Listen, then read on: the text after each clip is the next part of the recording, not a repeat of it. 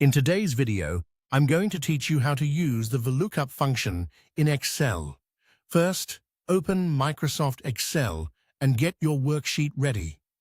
VLOOKUP is one of the most useful functions for finding information in a table, especially when you have a value in one column and want Excel to return related information from another column in the same row. Before we jump into the example, it's helpful to understand a common spreadsheet concept. Sometimes you may want to replace formulas with their calculated results, so the values no longer change when the source data changes. That's useful in many Excel workflows, but for this lesson, we'll focus on how the formula works and what it returns. VLOOKUP stands for vertical lookup.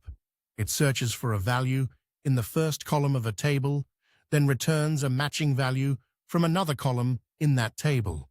In other words, Excel looks down the first column vertically until it finds what you asked for. The basic syntax is equals VLOOKUP, then open parentheses, lookup value, table array, column index number, and optional range lookup, then close parentheses. The lookup value is the value you want to search for. The table array is the range that contains your data. The column index number tells Excel which column in that range should provide the result.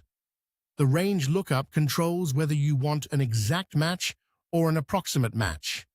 In most practical cases, like IDs or names, you'll want to use false for an exact match. Now let's use a simple example. Imagine your data table has 3 columns: ID, name, and department. The rows contain records such as 101, a sample employee name, sales, 102, another sample name, HR, 103, another sample name, marketing, and 104, another sample name, finance. Then suppose cell E2 contains the value 103.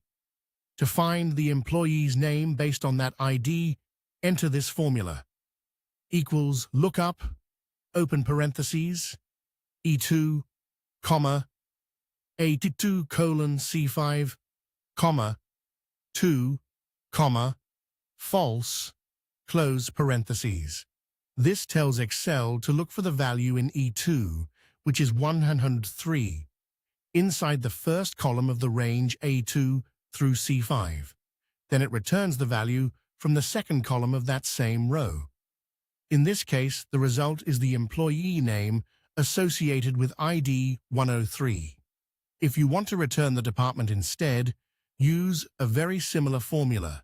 Equals lookup, open parentheses, E2, comma, A2 colon C5, comma 3, comma false, close parentheses.